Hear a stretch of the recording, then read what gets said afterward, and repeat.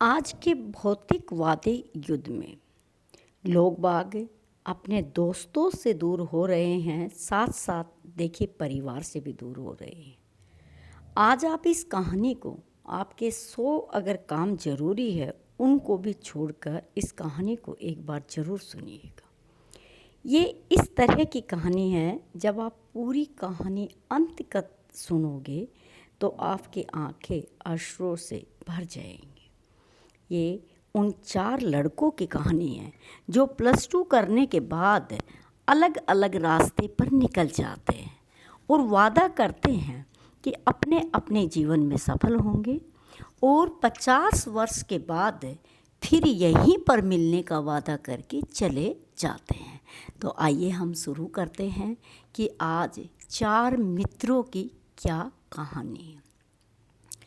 School के 4 करीबी दोस्तों की आंखें नम करने वाली कहानी है, जिन्होंने एक ही स्कूल में कक्षा 12वीं की पढ़ाई पूरी की थी। उस समय शहर में इकलौता लग्जरी एक ही होटल था।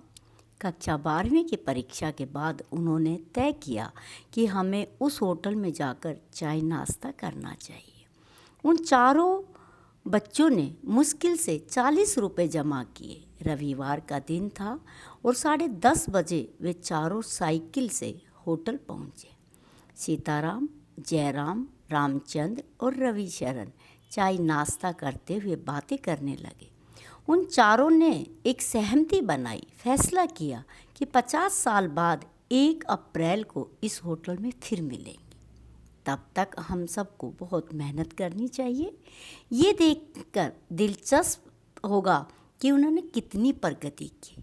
जो दोस्त उस दिन बाद में होटल में आएगा, उस समय उसको होटल का बिल देना पड़ेगा, यानी कि 50 साल पहले की बातें बता। उन्होंने चाय नाश्ता परोसने वाला वेटर कालू ये सब सुन रहा था।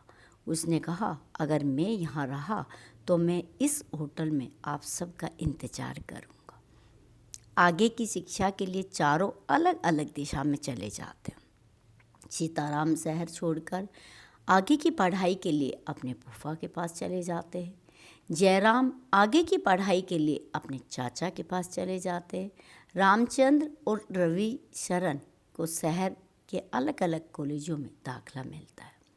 आखिरकार रामचंद्र भी शहर छोड़कर चला जाता है। दिन, महीने, साल बीतते गए। 50 वर्षों के उस शहर में आमूल चूल परिवर्तन आया। शहर की आबादी बढ़ी। सड़कों पर फ्लाईओवर ने महानगरों की सूरत बदल दी।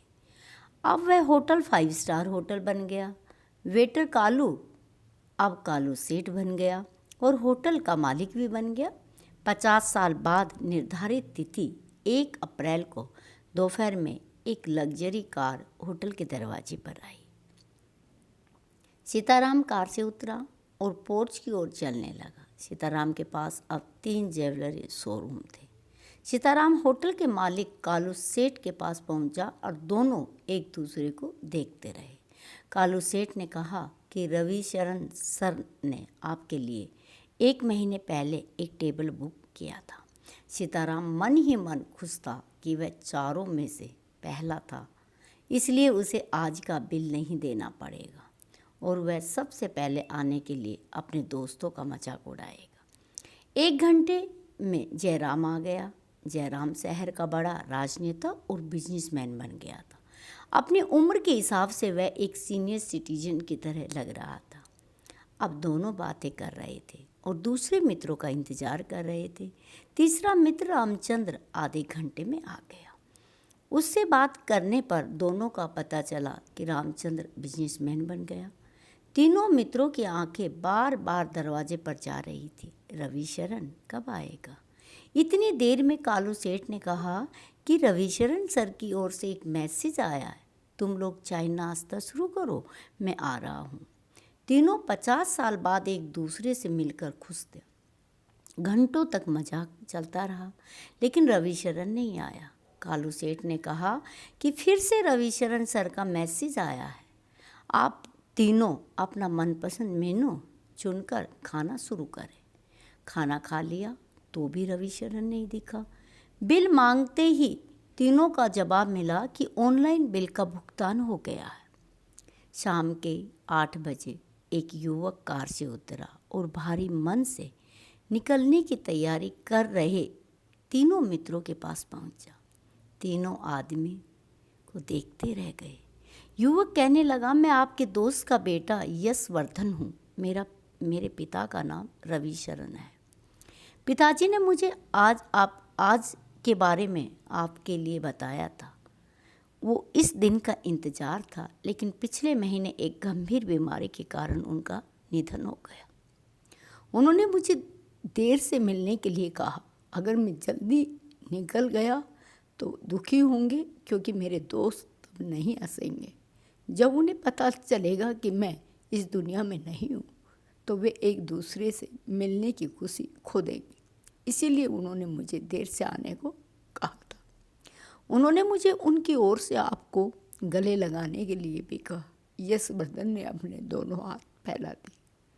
आसपास के लोग उत्सुकता से उस दृश्य को देख रहे थे।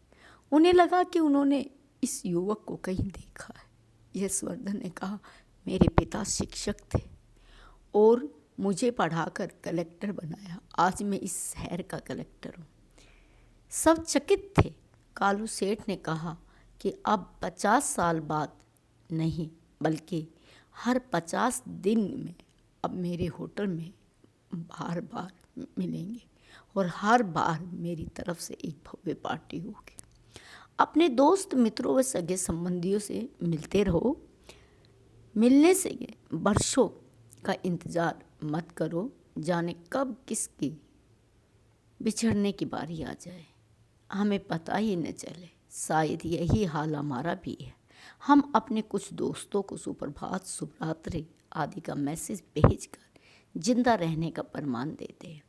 जिंदगी भी ट्रेन की तरह है, जिसका जब स्टेशन आएगा उतर जाएगा। रह जाती है सिर्फ धुंधली सी यादें। परिवार के साथ रहे, जिंदा होने की खुशी महसूस करें। सिर्फ होली या दीपावली के दिन ही नहीं, अन्य सभी अवसरों पर मिलते रहे। प्रतिदिन मिलने पर भी गले लगाए। अरे आपकी मित्रता प्रगाढ़ हो जाएगी। अपने रिश्तेदारों से आपके संबंध अच्छे हो जाएंगे। इस कहानी को आप जन जन को सुनाइएगा। अगर आपको कहानी अच्छी लगे तो आप इसको लाइक कीजिएगा, आप इसको शेयर कीजिएगा। Thanks for watching.